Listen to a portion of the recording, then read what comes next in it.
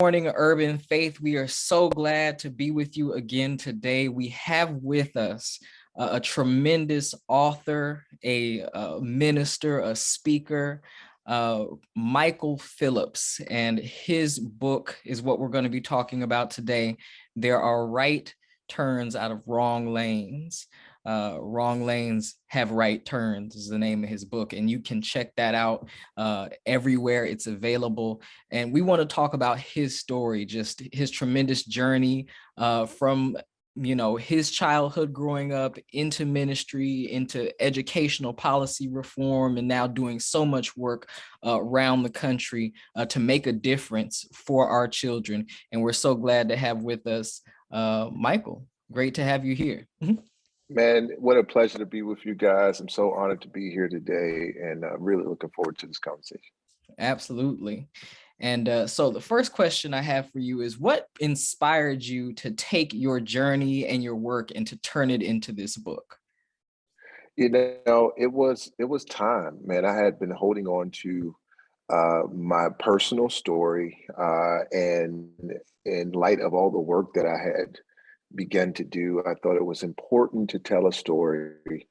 I call my book a memoir with a message because it was important to tell my story against the backdrop of the need for systemic change in our country today, and how it really affect, really impact individuals' lives, as it did in my case, negatively and positively. And so both of those aspects are in the book. Absolutely.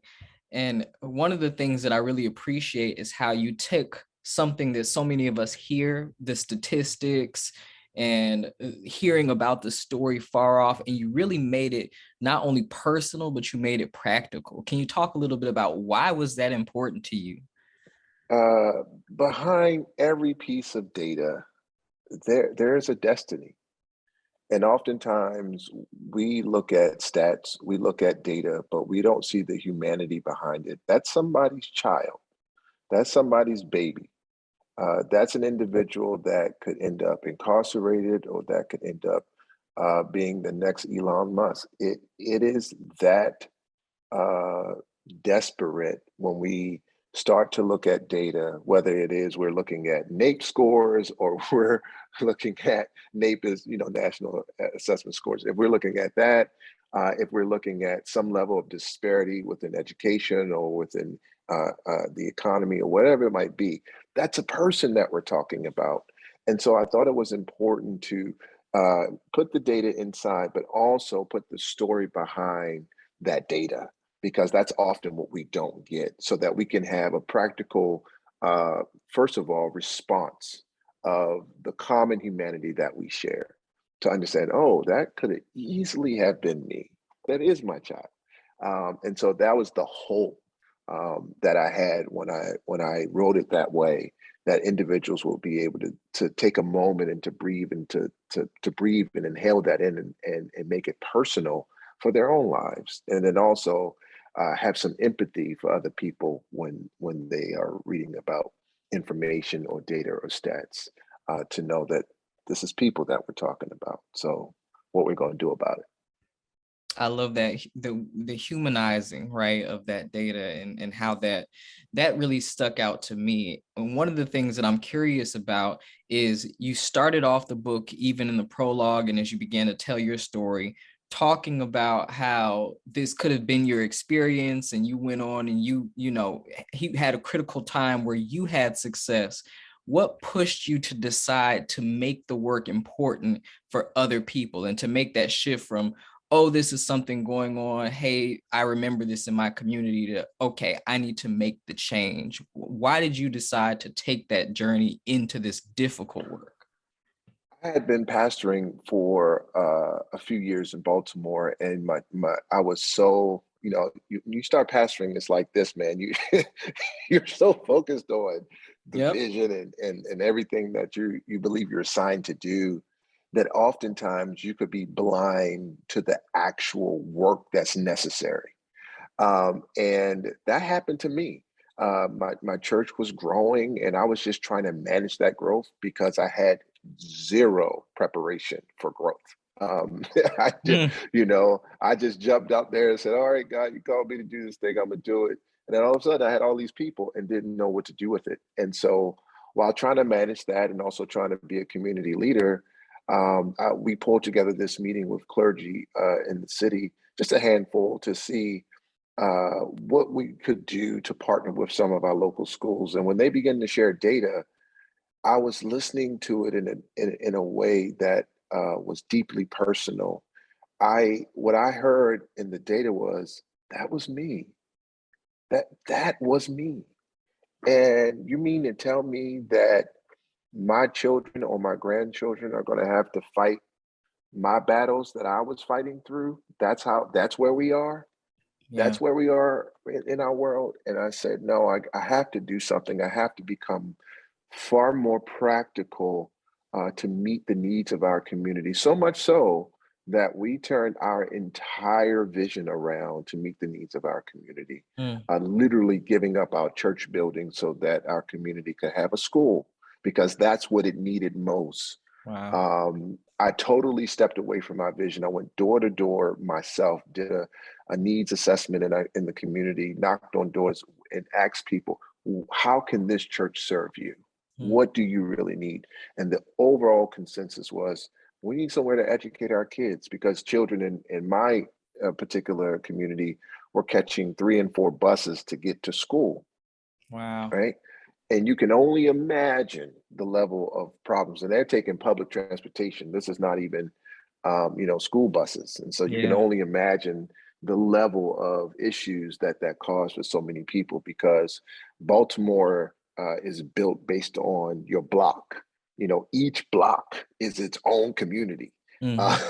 And so, you 5 blocks up, you in a different area, bro. Like, Mm, and that's kind of the trouble that comes with that. So we thought, okay, let's take a moment here and see what we can do about that. So I got deeply involved in education advocacy, served 3 years on the Maryland State Board of Education. I did anything and everything I could to impact policy, but then also provide some practical tools for our community through education. and I want you to talk a little bit about that. What difference can we make? Because when we face something as big as education, and you hear, about how our system is failing, and now, we've got people who are trying to struggle on the other side of COVID and the pandemic, trying to figure out what to do, and it feels too big to a lot of folks. What hope is there, and how can an impact be made in such a big system? Can you talk a little bit about that? Jesus says his disciples, when they were uh, really astounded at the fact that this fig tree that he spoke to was no longer growing, no longer alive. And his response was, if you say to this mountain, be thou removed and be cast into the sea, have no doubt in your heart, believe it shall be done. There's a reason why he tells us to speak to the mountain and to speak to the big issues that we face. There's one incident where the mountain is removed and cast into the sea, but there's another incident where he says, tell the mountain to move over here. And so there's certain mountains that we are to speak to, not for them to go away, but for us to move them to where they need to be. There's material in every mountain that you face. Mm, That's why you speak to it. There's iron ore in there. There's bronze in there. There's material that mm, is valuable. And even though we have systems that are not functioning properly for every individual, for every family, for every child, we can speak to it.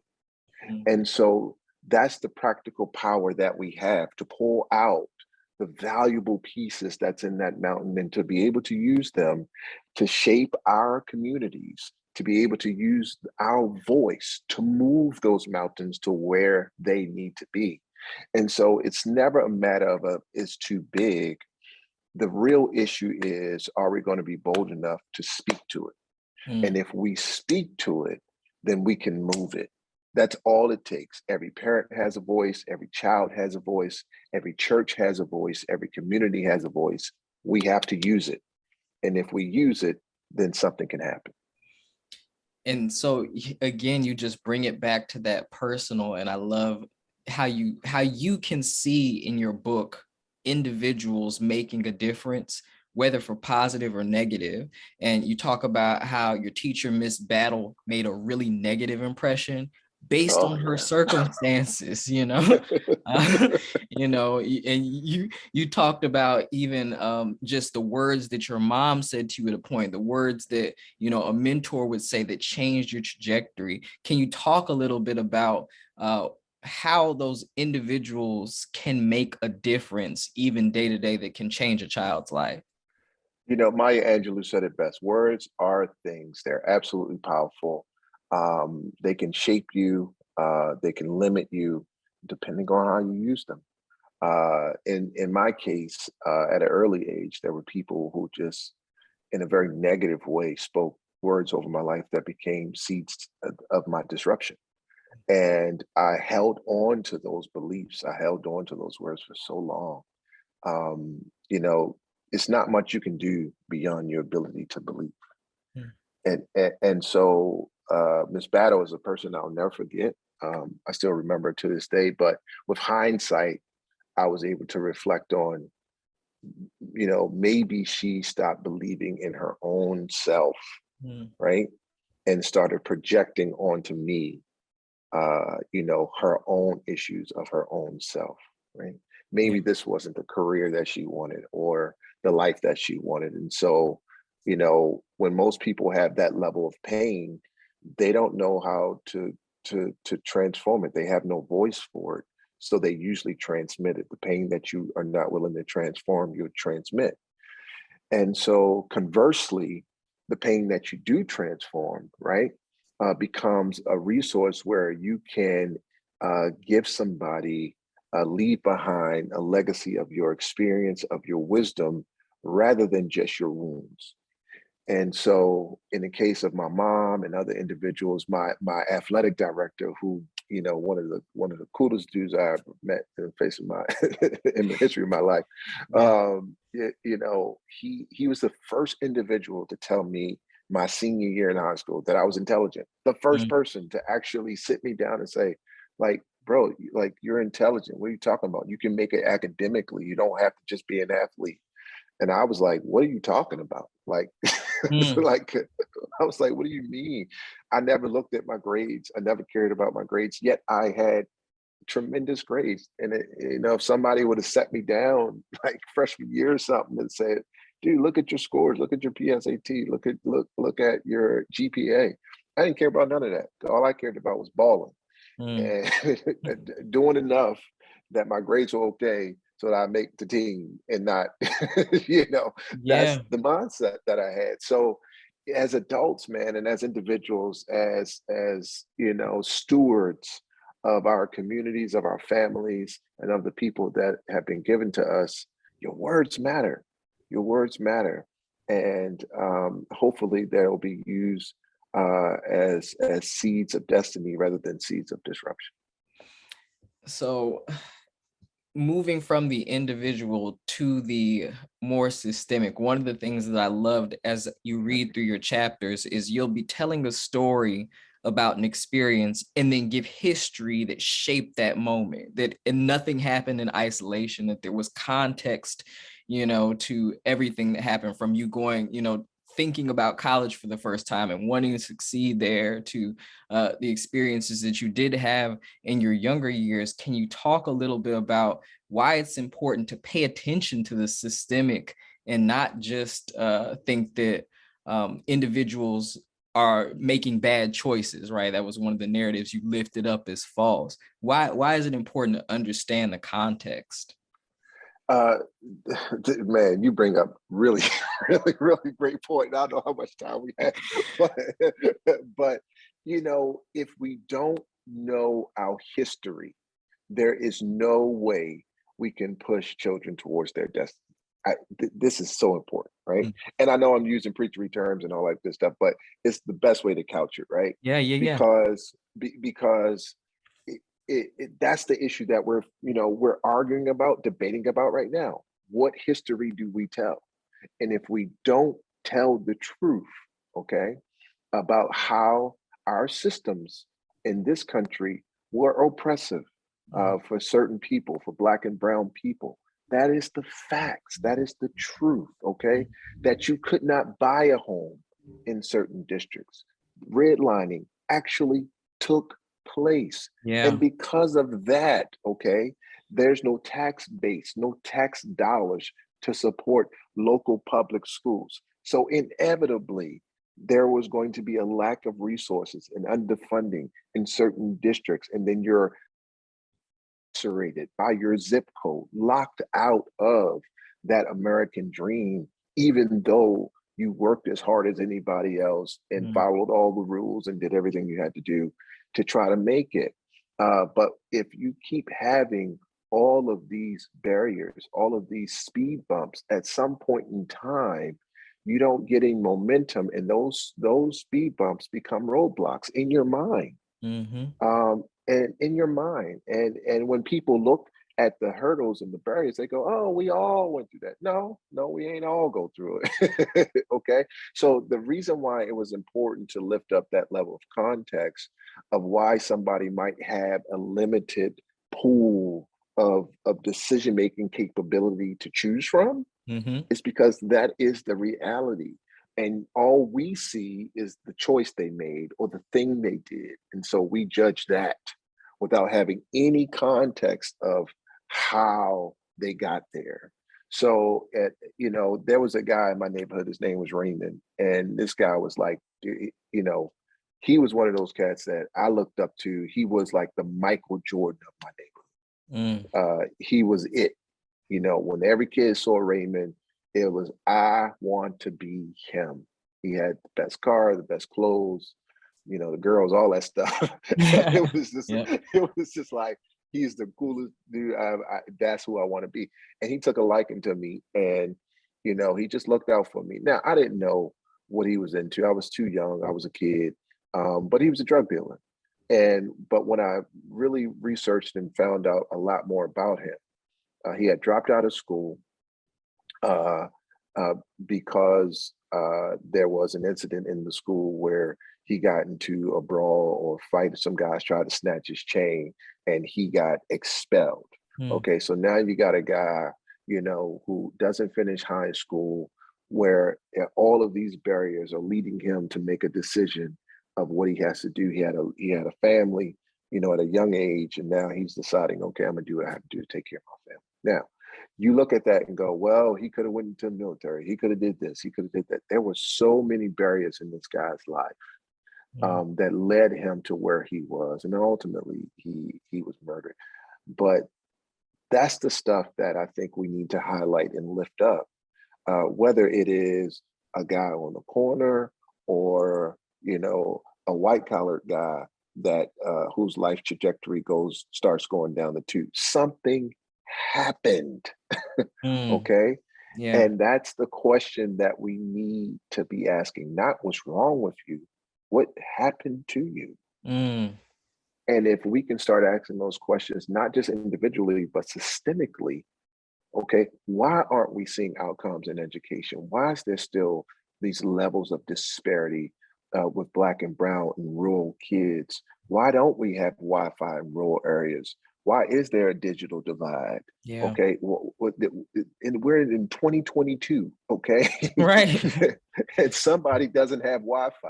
Somebody, why are we arguing over should our kids be in school or do virtual learning in the middle of a global pandemic? The, these are false dichotomies. The answer is there's hard choices and trade-offs, and this is all hands on deck moment, and we need every resource for our kids, Yeah. whether it's in person or whether it's virtual learning. We actually need both. It doesn't need to be either or, it needs to be both. And see, these are the type of things that we need to be lifting up and stop bickering and arguing over trivial stuff that keeps us divided. That's why it's important to put all of these things into context. That's a long way to answer your question, but Yeah. hopefully, No, hopefully I got to the point.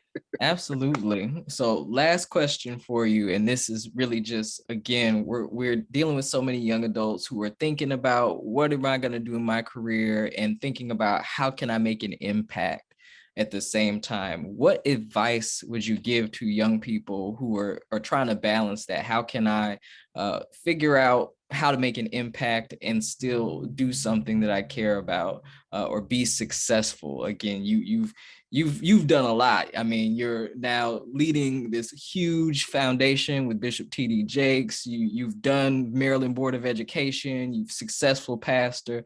What advice would you give to someone trying to blend that success and impact together the way that you've done so seamlessly in this book? I did it over time. Mm, You know, most people come into your life at the end of the movie. They don't see the beginning. mm, And to every young person that's listening right now, first and foremost, your success is the very mere fact that you're looking to have impact. mm, Not that you have to have it, but you're looking to have it. That is success, because you are your ancestors' wildest dreams. And if you just continue on your trajectory to stand on their shoulders, I promise you, you'll have impact, because the choices that you're making, things that you want to do, is going to impact the next generation behind you. You do not have to have it all figured out right now. Don't stress yourself. Don't beat yourself up. It's okay. You have to be you. That's what your purpose is all about. It's not so much about your doing, it's about your being. And if you start focusing on that part of you, who you are, all that other stuff is going to come. The place you're supposed to be, you'll be. The people you're supposed to impact, you'll impact. And so I want to encourage you, don't beat yourself up, don't stress yourself out. Don't be bogged down with imposter syndrome and all of these issues that make you feel like that you're not making a difference. Listen, if you're going after your education, if you're going after that career, you are making a difference mm. every day. Thank you so much, Michael, for sharing this book with us, for sharing about your story and your journey. And I want to remind everybody, Wrong Lanes Have Right Turns is available everywhere. I've not read a book that so well sympathizes and synthesizes the personal with the policy, with the history, with faith, to deal with Wow. education, to deal with our children. It's so impactful. So I thank you for sharing that with us and with the world. Man, my pleasure. My pleasure. Thank you for your kind words. I'm gonna send you a payment later for No Thank you so payment much. necessary. The book was enough. Well, Appreciate you. Thank you so much, sir. I appreciate it. Thank you.